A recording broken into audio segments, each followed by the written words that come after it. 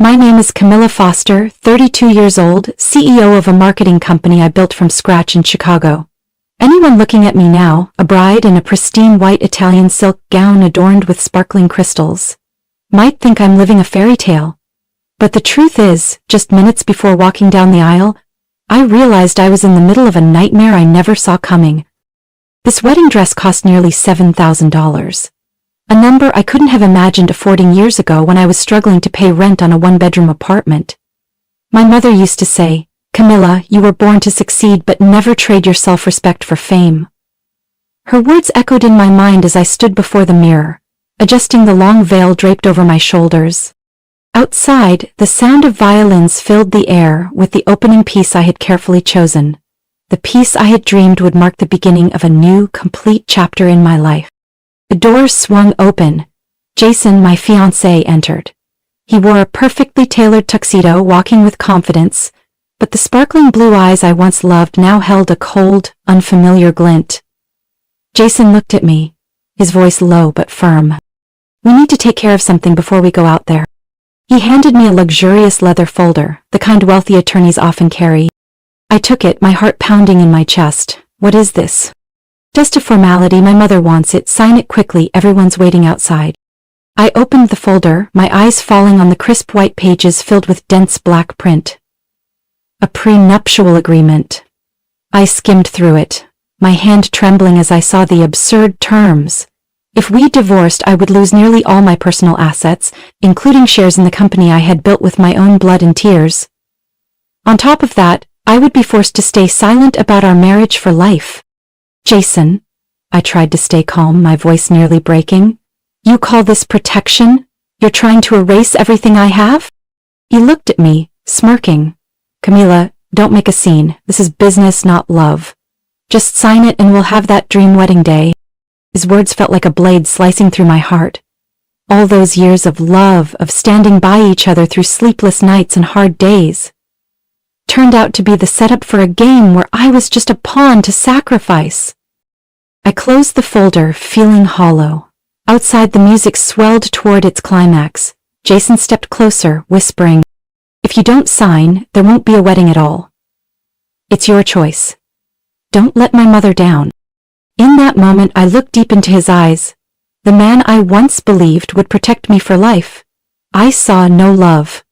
Only a man cornering me, his fake smile hiding his vile schemes. "You think I'll sign this?" I asked quietly, but each word hit him like a hammer. Jason shrugged, as if used to being in control. "You want to stand here arguing while the guests get impatient? Do you know how many people are watching out there?" I glanced at the mirror, seeing myself in that pure white dress, but now it felt more like chains than pride. Jason lowered his voice, his gaze dark. "Camilla, sign it. Don't make yourself a joke." I clenched my hands, feeling the cold weight of the folder and of the man standing before me. I once thought my wedding day would be the happiest of my life. But now I understood. This day would decide whether I was a victim or a woman strong enough to defend what I had built. And in that instant, a thought flashed through my mind. If they saw me as a pawn, I would make them pay for underestimating their opponent.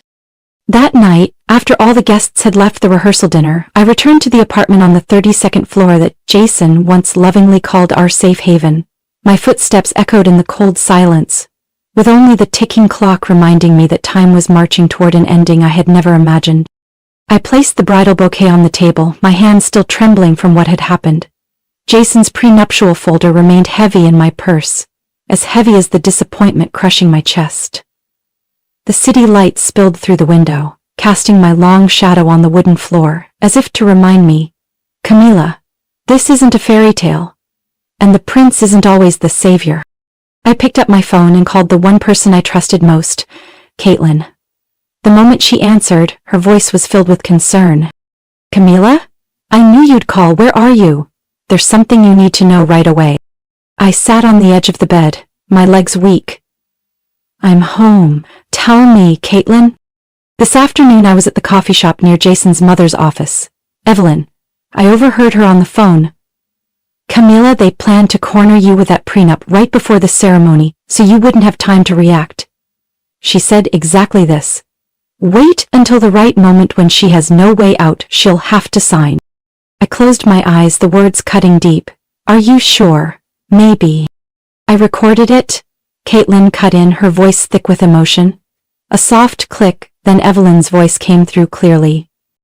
She really thinks we care about her? Naive. Once she signs, Foster Creative will be the perfect cover for everything. I sat frozen, my mind spinning. The company I had spent nearly 8 years building, my blood and tears, now just a piece in their filthy game. Caitlin, I need to see you. Tonight. We met at a small bar near the Chicago River.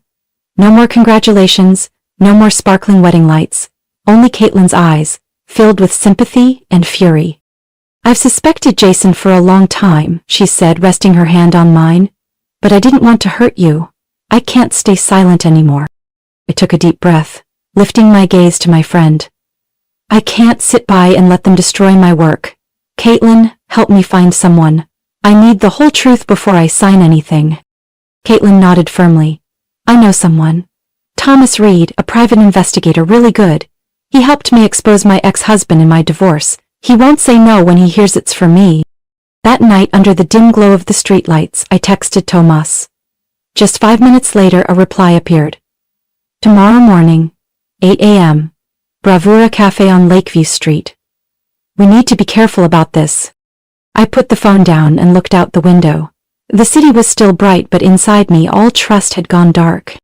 The next morning I arrived early at Bravura. The late fall air in Chicago was chilly, the wind sweeping through the empty streets like a warning of the storm ready to tear apart everything I had built. Thomas Reed was already there, holding a steaming cup of coffee, his eyes sharp as a blade. Ms. Foster. He nodded as I sat down. Last night I started digging into the Whitmore family's financial ties.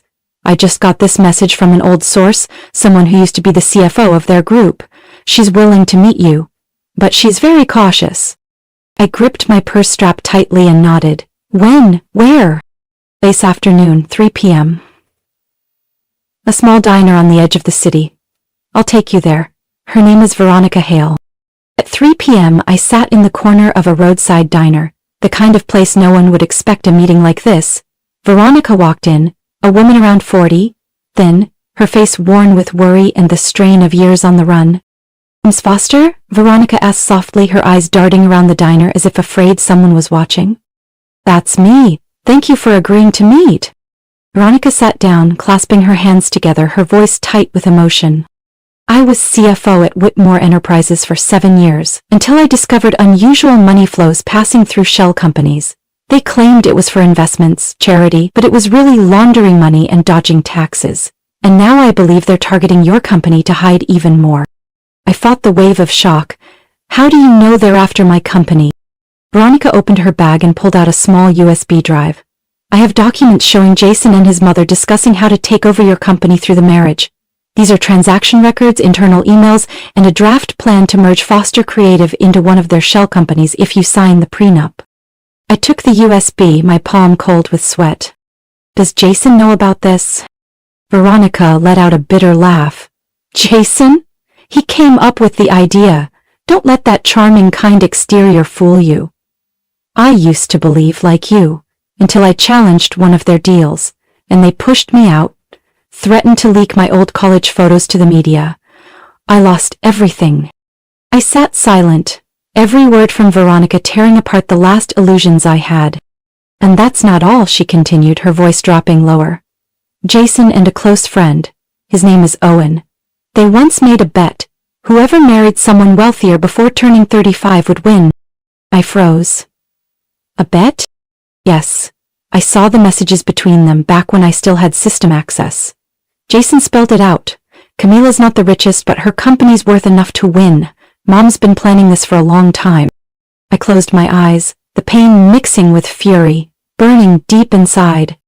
Veronica looked at me, sadness in her eyes. They think you'll never find out. You're the perfect target. Independent, strong, but you believe too much in love. I opened my eyes, my gaze cold as steel. They were wrong. That night, I sat in my apartment, the USB on the table, my computer screen displaying every piece of evidence Veronica had given me. The money trails through shell companies, the merger plan, the betting messages. My phone buzzed. Jason. I stared at his name on the screen, then declined the call.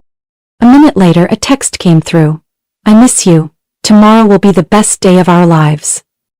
I smirked bitterly. Of course, Jason, the best day of your life, while I'm just the stepping stone for you to win your game. I texted Caitlin, I need to see you tomorrow morning, we're starting the plan. Outside the window, the city still blazed in the night. But I knew behind those lights were shadows Jason and his mother thought I would never see. They were wrong. The real game was just beginning. The next morning, Caitlin and I sat across from each other in her small kitchen, pale sunlight streaming through the curtains, highlighting the worry on both our faces. In front of us was the open laptop, filled with all the files Veronica had handed me last night. Caitlin took a deep breath, her voice tense. Camilla, what's your move? We can't just wait for them to fall apart. I quietly ran my fingers across the keyboard, eyes fixed on the screen. We won't wait. I'm going to beat them at their own game. I began reaching out to people Jason and his family had wronged behind the scenes. The first person I sought out was someone Jason had once mentioned in passing when we were in love. Madeline, his former fiancé. A woman he always said was not a good match. But now I knew the story had to be more complicated. I found Madeline through a business forum. We met in a quiet cafe, where she appeared about 37, sharp and reserved, but with hurt still lingering in her eyes. I know why you're here, Madeline said, her voice steady. Jason once made me believe I was his everything, then one day handed me a prenup filled with ridiculous terms. When I refused to sign, his mother threatened to spread lies about my family. I chose to walk away. I placed in front of her part of the evidence Veronica had given me. I'm not staying silent. I need your help to bring the truth to light. Madeline looked at the documents, then up at me, her eyes resolute. If you're brave enough to start this, I'm ready to stand with you. The plan started to take shape. Together with Caitlin and Madeline, I drafted a new version of the prenuptial agreement. A sophisticated document with strict ethical clauses. Any fraudulent act, manipulation, or illegal activity discovered before signing would render the entire contract void. At the same time, we created a fake charity project called Future Bright Foundation, sounding just like the kinds of foundations Jason always praised during meetings with partners. I brought up the partnership opportunity during a private dinner with Jason. You know, I just received an invitation from a nonprofit education foundation that wants to partner with Foster Creative. They need a solid media platform. Jason's interest sparked instantly, his eyes lighting up. Which foundation? Let my mother review their file, she has tons of experience in this area. I smiled, hiding the bitterness inside. Of course. I'll ask her for advice. The very next day, Evelyn called me. Her voice was sweet, but beneath it was a blade of ice. Dear Camilla, I've looked over it. That project sounds very promising. Let's discuss how to integrate it into the Whitmore Enterprises system. That way, everything will run much more smoothly. Every call, every meeting, I recorded it all, storing every word. Caitlin, with her tech skills, helped me set up a secure system to keep everything safe. But Jason was the one who never expected me to know so much. One evening he called Owen right from his home office, unaware that I had installed a hidden camera. She still believes I love her, Jason sneered, sounding triumphant. Once that prenup is signed, her company will be Mom's asset. Owen replied, remember our bet? Whoever lands the wealthier spouse before 35 wins. Looks like you're about to win, Jason. I sat in front of the screen, my heart aching but my hands trembling with fury. My life, my love, just a cheap bet in their little game. I saved that recording into the truth file, the dossier Caitlin and I named. That night, I stayed up drafting a detailed plan. From baiting them with the charity project to the moment of revealing the evidence in front of all the wedding guests. That morning, Chicago dressed in its most splendid attire. The sky stretched endlessly blue. Golden sunlight pouring down on St. Augustine Church, the venue everyone believed would host the wedding of the century in the business world. Outside, luxury cars lined the street. Inside, the city's most powerful figures, from bank CEOs and corporate chairmen to politicians, were seated. I stood in the bridal suite, looking at myself in the mirror.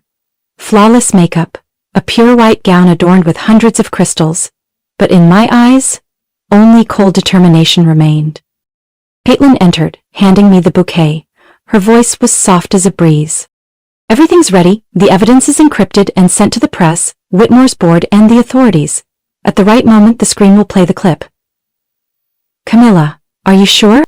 I nodded, gripping the bouquet, where I had hidden the prenup I had drafted with the ethical clause. We won't get a second chance. The opening music began. Jason appeared, holding a sleek leather folder. His gaze was as sweet as always, but now I saw how fragile that mask truly was. Just a little formality, my love, Jason said, his voice gentle but fake. Sign this, and we'll have the happiest day. I took the folder, pretending to read, then looked up, my voice small but firm. All right, but you'll sign mine too. Fair, isn't it? Jason froze, confusion flashing across his face.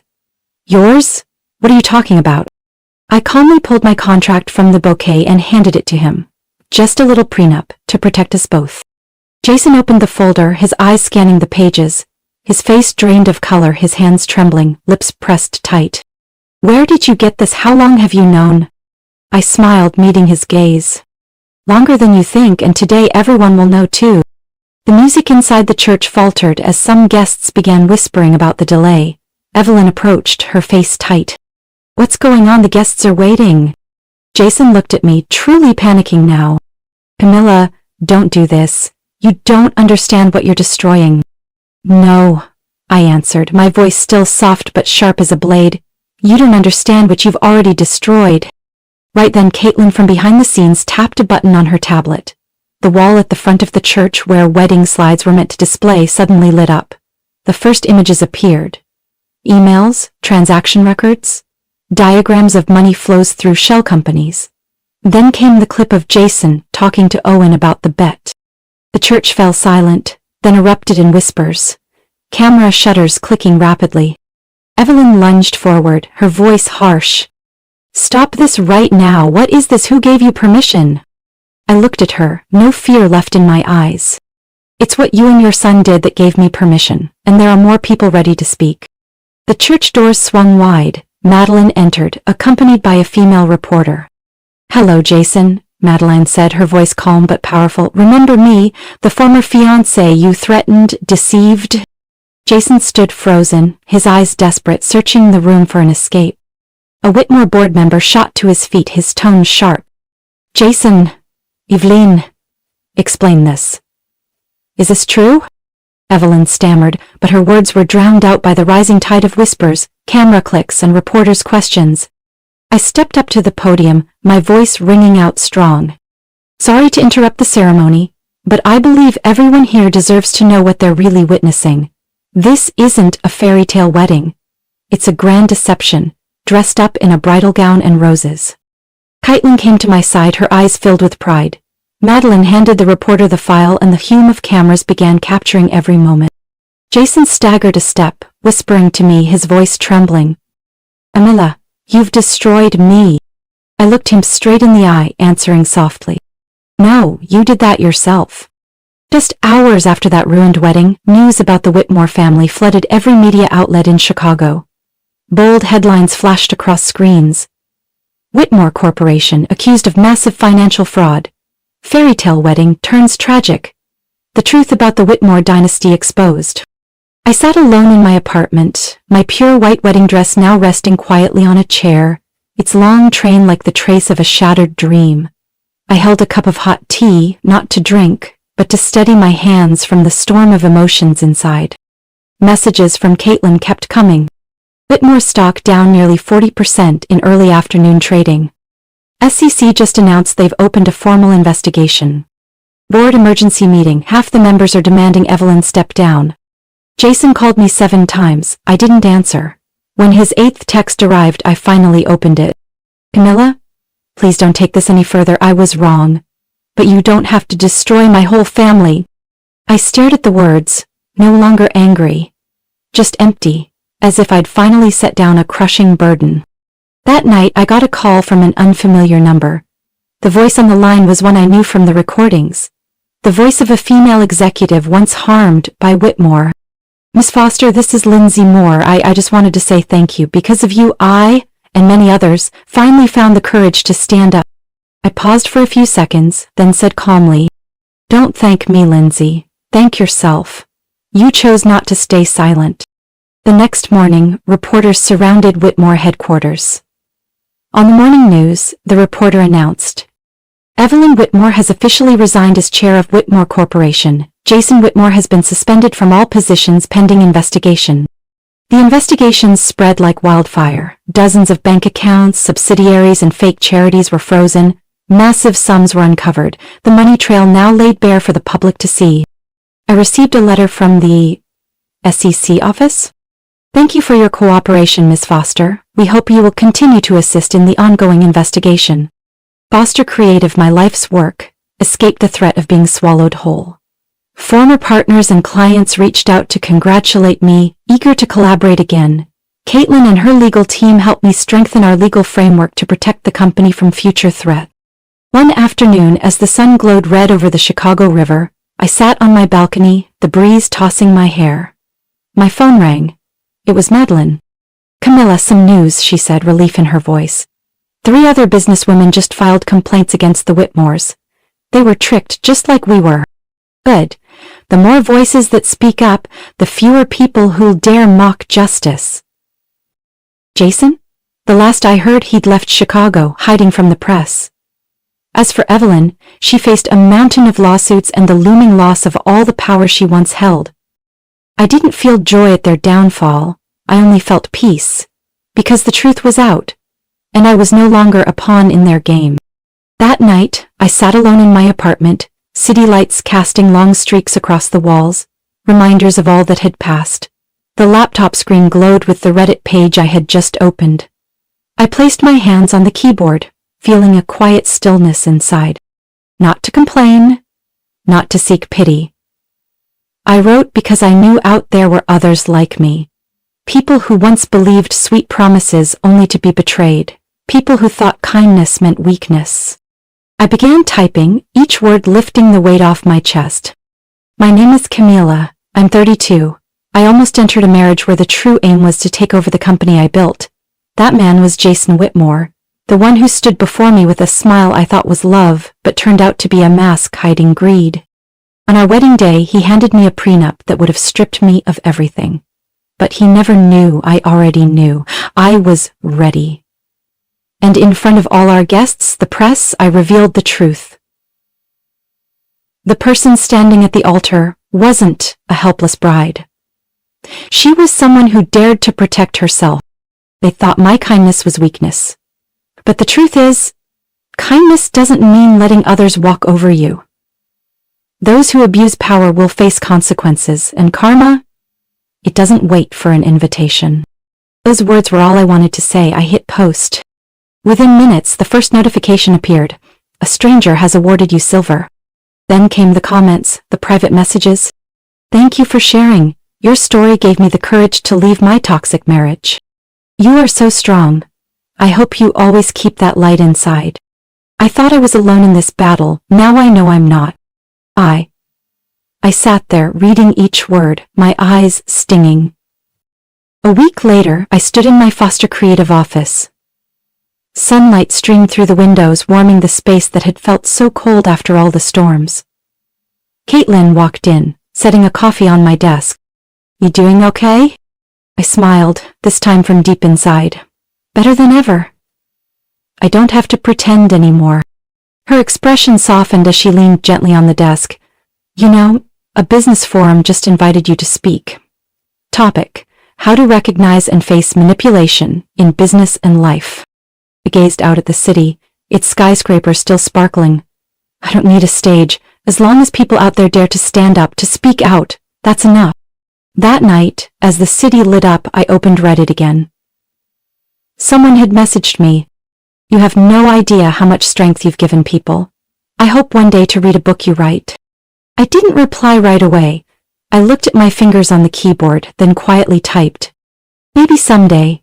But first, I want to keep living what I believe, kind but not weak, strong but not bitter.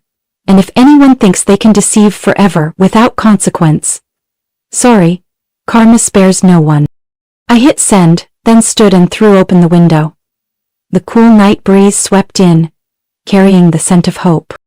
My journey wasn't over, but I knew, from this moment on, I wasn't walking it alone. Looking back on my story now, I understand that the loss and pain I endured were not meaningless. That shock on my wedding day woke me up, forced me to defend myself and what I had built.